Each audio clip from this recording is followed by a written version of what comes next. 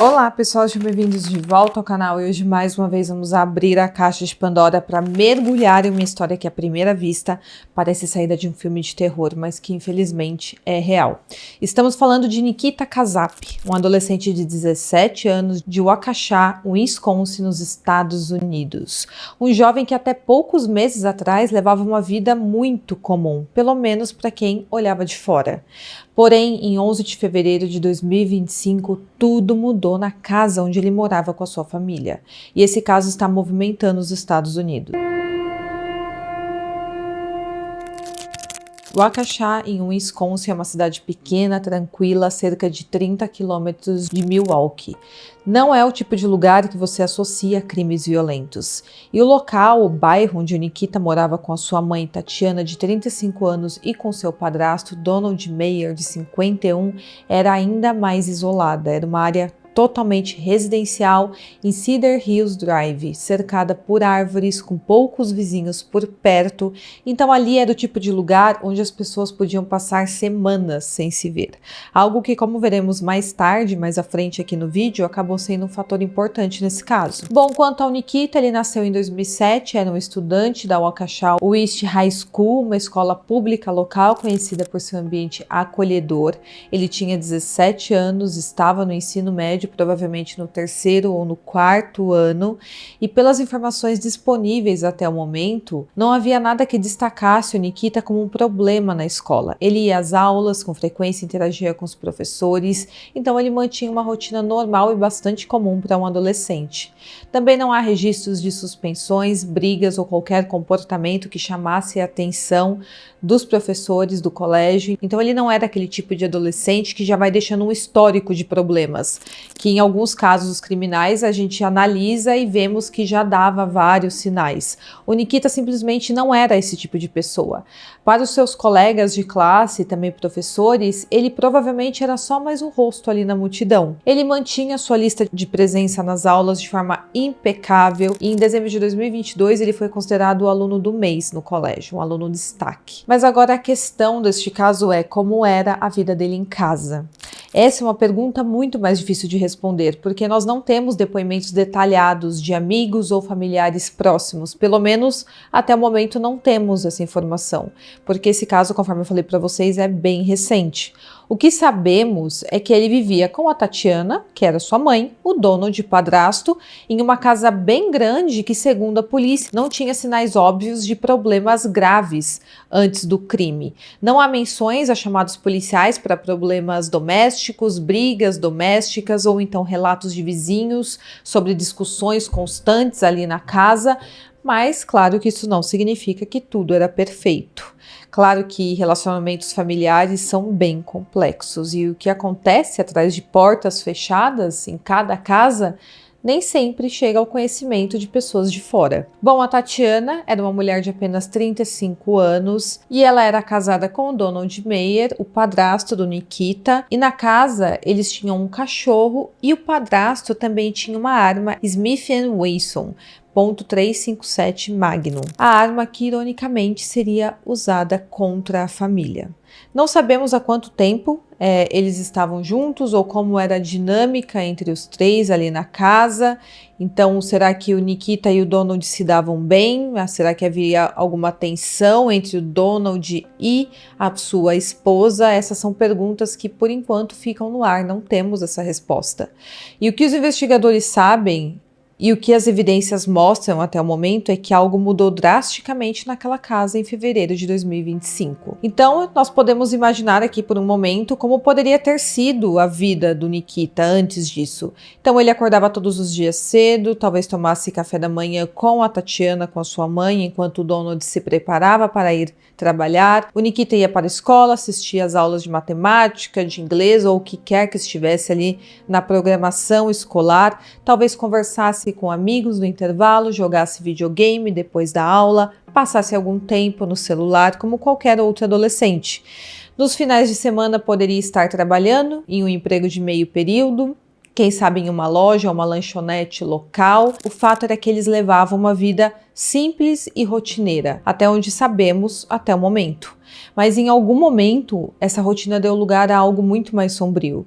E tudo aconteceu em 11 de fevereiro, mas só foi descoberto semanas depois. Tudo começou no dia 28 de fevereiro de 2025, às 9h45 da manhã, quando a mãe do Donald, a Judith Meyer, solicitou uma verificação de bem-estar para o seu filho e a sua família. Ela falou que não tinha contato com o Donald há semanas e que ela e sua filha, a irmã do Donald, haviam recebido mensagens do celular dele que consideravam tanto quanto estranhas. Não parecia que era ele quem estava mandando aquelas mensagens. Ela também disse que o colégio onde o Nikita estudava tinha entrado em contato com ela para avisar que ele não estava indo às aulas há mais de 2 semanas. Inclusive, no mesmo dia, às 9h50 da manhã, um policial de recursos escolares que trabalhava ali na escola que o Nikita frequentava também solicitou uma verificação de bem-estar para a casa. Esse policial indicou que a escola havia recebido um e-mail alegando que o Nikita estava doente, mas eles não conseguiram confirmar de onde veio esse e-mail e quem teria enviado. Às 10h11 da manhã, a polícia então foi até a casa da família Kasap, na Cedar Hills Drive, mas ninguém atendeu a porta. A polícia verificou as câmeras de reconhecimento automático de placas de carro que haviam sido instaladas ali na área e lá ficou registrado que o carro do Donald, que era um Volkswagen Atlas, havia sido visto pela última vez no dia 23 de fevereiro de 2025, 5 dias antes da polícia ser chamada. Ou seja, 5 dias antes tinha alguém dirigindo aquele carro, mas quem estava dirigindo ainda não era claro. Já o carro da Tatiana, que era uma BMW 2019, foi vista pela última vez no dia 11 de fevereiro. A polícia então entrou em contato com a empresa onde o Donald trabalhava e falou com o gerente dele, e esse gerente avisou que havia trocado mensagens de texto com o Donald entre os dias 13 e 25 de fevereiro, e nas mensagens ele falou que o Donald alegava que estava doente e que não conseguiria falar por telefone com ele, então eles só conversaram por mensagens de texto. O gerente também falou que o Donald estava avisando que não poderia voltar ao trabalho até o dia 3 de março, então ele teria pedido uma licença por mensagem de texto, que é algo bem estranho aqui. O gerente disse que estranhou a situação porque tudo isso era muito incomum e que estava bastante preocupado com o bem-estar do Donald porque ele não sabia o que estava acontecendo, se de fato ele estava doente. E no mesmo dia em que os policiais foram acionados para verificar o bem-estar da família, eles entraram na casa. Na garagem eles encontraram a BMW da Tatiana, mas o carro Volkswagen do Donald não estava lá. E ali, logo de cara, foi percebido pelos policiais que tinha um odor forte de decomposição humana. Eles então entraram na casa e perto da cozinha eles encontraram o corpo dela. Ela estava embaixo de uma pilha de roupas e também com cobertores cobrindo o seu corpo, e ela estava no corredor perto da cozinha. Ela havia levado diversos tiros na região do abdômen e também do pescoço, e os policiais não tinham ainda um mandado de busca neste momento. Então eles tiveram que sair da casa, solicitar esse mandado para entrar novamente na casa. A primeira vez que eles entraram era 1h45 da tarde, e quando eles conseguiram esse mandado de busca para entrar novamente, já era 5 horas da tarde. Eles então entraram novamente na casa e lá dentro eles encontraram o corpo também do Donald, e ele estava no escritório que ficava no primeiro andar da casa, e ele havia levado apenas um tiro na nuca. Ali não havia sinal do Nikita, ou então do cachorro da família, o Toby. Mas dentro da casa muitos itens estavam fora do lugar, como por exemplo obras de arte, dava para ver que haviam sido retiradas da parede, o colchão do quarto principal também havia sido removido do box, as gavetas estavam todas abertas, os armários foram mexidos, tudo que tinha dentro das gavetas e também dos armários estava espalhado pela casa e parecia que tinha bastante coisas que haviam sido levadas de lá. Bom, aquela claramente era a cena de um crime, mas agora os policiais precisavam esclarecer o que tinha acontecido ali. Será que tinha sido um latrocínio, um assalto seguido de morte? Eles também precisavam saber quando tinha acontecido e quem havia cometido aquele crime. Mas antes de mais nada, eles precisavam também descobrir onde estava o Nikita, o filho de uma das vítimas, que inclusive era um menor de idade, então ele poderia ter sido levado por um sequestrador que havia entrado na casa para assaltar a casa, havia tirado a vida de 2 pessoas e de repente levado Nikita, então ele poderia estar em perigo nas mãos desses sequestradores. Os policiais, então, usando dados do celular e das câmeras de vigilância, descobriram que o Nikita havia deixado a cidade usando o carro Volkswagen do seu padrasto. Isso no dia 23 de fevereiro de 2025. Então, a pessoa que estava dirigindo aquele carro era o Nikita. Ele havia dirigido por muitos estados, incluindo Illinois, Nebraska, Colorado e Kansas. Então parecia que o Nikita estava fugindo de alguém ou de algo que ele havia feito. E diante disso, ele já era considerado o principal suspeito deste crime. No mesmo dia em que os corpos foram encontrados, às 11h25 da noite, o Nikita foi localizado após passar por uma batida policial que pediram para ele parar e ele não parou. E isso aconteceu em Kansas. Os policiais então pediram que ele estacionasse o carro e constataram que o Nikita não tinha carteira de motorista e estava dirigindo um carro que não era dele. E além disso, ele estava simplesmente a mais de 1.000 quilômetros de onde ele morava.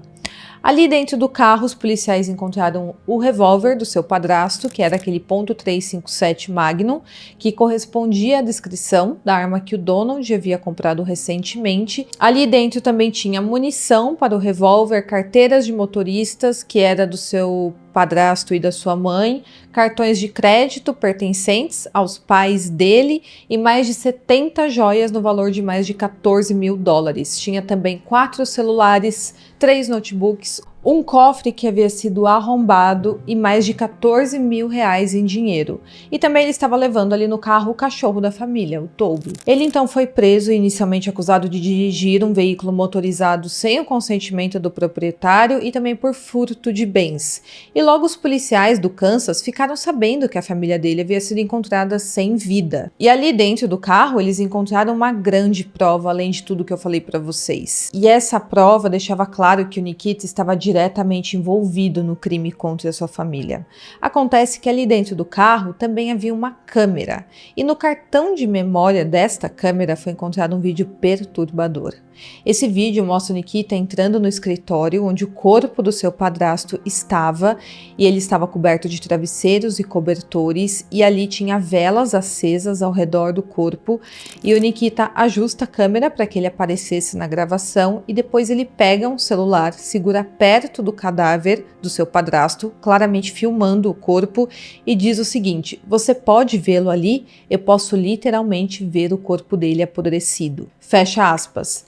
Ele claramente estava falando com alguém neste momento e mostrando o corpo do seu padrasto, possivelmente em uma ligação por vídeo ou então em uma gravação que ele enviaria para alguém. E agora não existia mais nenhuma dúvida de que ele havia cometido aquele crime. Sim, esse menino de 17 anos tinha tirado a vida da própria mãe e do padrasto.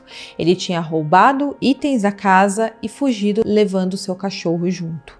Mas isso não é tudo. Tem muitas camadas macabras ainda nessa história. Acontece que, de acordo com as investigações e com também o avançado estado de decomposição em que os corpos foram encontrados, os investigadores chegaram à conclusão que o crime aconteceu no dia 11 de fevereiro, mas eles só foram encontrados no dia 28, ou seja, 17 dias depois. Ainda não sabemos exatamente o que aconteceu naquele dia, mas o que está nos registros policiais é que o Nikita tirou a vida da sua mãe e do seu padrasto, e a Tatiana foi encontrada ali com vários ferimentos à bala e ela estava no corredor, perto da cozinha, coberta com roupas e cobertores, como se alguém tivesse tentado esconder o que fez. E o Donald, por outro lado, levou um único tiro na nuca e ele estava no escritório no primeiro andar da casa. Ele também estava coberto por roupas em uma posição que sugere que ele foi pego de surpresa no momento do disparo. E a arma usada no crime era do Donald. Mas aqui, pessoal, é onde a história fica ainda mais estranha. Acontece que o Nikita não fugiu logo após o crime. Ele ficou morando na casa por 17 dias. Isso mesmo. Por mais de 2 semanas, ele ficou vivendo ali com os corpos da sua mãe e do seu padrasto em decomposição. Ele chegou até mesmo a ir à escola no dia seguinte como se nada tivesse acontecido. E ele também ficou respondendo mensagens de texto do gerente do Donald, fingindo ser o seu padrasto, dizendo que estava muito mal, que estava doente e se ausentaria do trabalho. E durante 2 semanas, ele usou os celulares das suas 2 vítimas para fingir para o mundo que eles ainda estavam vivos. E tem também o vídeo que ele gravou do seu padrasto. Esse vídeo teria sido gravado cerca de 1 semana depois do crime. E o fato dele estar conversando com alguém neste vídeo revela outro detalhe perturbador dessa história, que eu vou revelar mais pra frente aqui pra vocês, porque parece que Nikita não era o único envolvido neste crime. Mas seguindo aqui a linha do tempo do caso, o Nikita ficou por quase 2 semanas com os corpos e no dia 23 de fevereiro, 5 dias antes da descoberta, ele decidiu fugir. Ele então pegou todos os itens de valores que tinham ali na casa, todo o dinheiro que tinha, as joias da sua mãe, pegou o carro do seu padrasto, a arma do crime e foi embora. Era como se ele tivesse planejado viver uma nova vida após o crime. E nós vamos descobrir que, de fato, ele estava planejando viver uma outra vida. Dados do celular mostram que ele passou por pelo menos 4 estados americanos dirigindo sem parar, até que ele foi parado pela polícia e foi preso em conexão com esse crime. Agora eu vou falar o que foi encontrado no celular do Nikita após ele ser preso. Lá foram encontradas mensagens no aplicativo Telegram, onde o Nikita falava com o homem russo. Ele vinha falando sobre cometer este crime e depois fugir para a Ucrânia. Em uma das mensagens, ele pergunta por quanto tempo ele teria que se esconder antes de conseguir ser transferido para a Ucrânia e se ele poderia viver normalmente no país, mesmo depois que o seu crime fosse descoberto. Então, claramente, ele estava contando com a ajuda de alguém para planejar o seu crime, executar e depois fugir do país. Mas o caso não termina por aqui. Ele e essa pessoa, que até agora não foi identificada, também planejava derrubar o governo dos Estados Unidos e tirar a vida do presidente Donald Trump.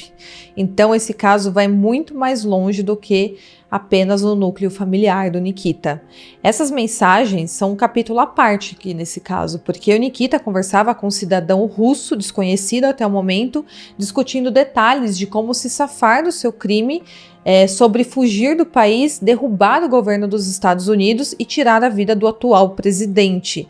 E não tem como duvidar que um homem que tirou a vida dos próprios pais seria capaz de fazer isso. E por risco de fugir do país, ele está hoje sendo mantido preso com uma fiança no valor de $1 milhão, aguardando o seu julgamento.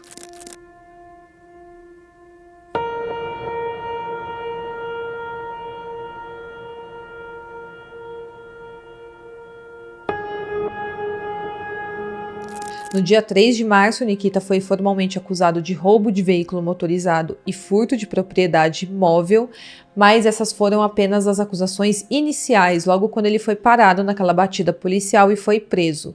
No dia 27 de março, o promotor atualizou o processo e o acusou de 2 homicídios intencionais em primeiro grau, 2 acusações de ocultação de cadáver, roubo de propriedade acima de $10 mil e 2 acusações de apropriação indevida de identidade por se passar pelas vítimas naquelas mensagens de texto. Após todo esse crime vir à tona e explodir nos Estados Unidos, inclusive eu não sei porque isso não está sendo noticiado aqui no Brasil, uma colega de classe do Nikita disse à polícia que ele certa vez a adicionou no Snapchat e queria que eles fossem mais que amigos, mas ela não queria, ela não tinha interesse nele.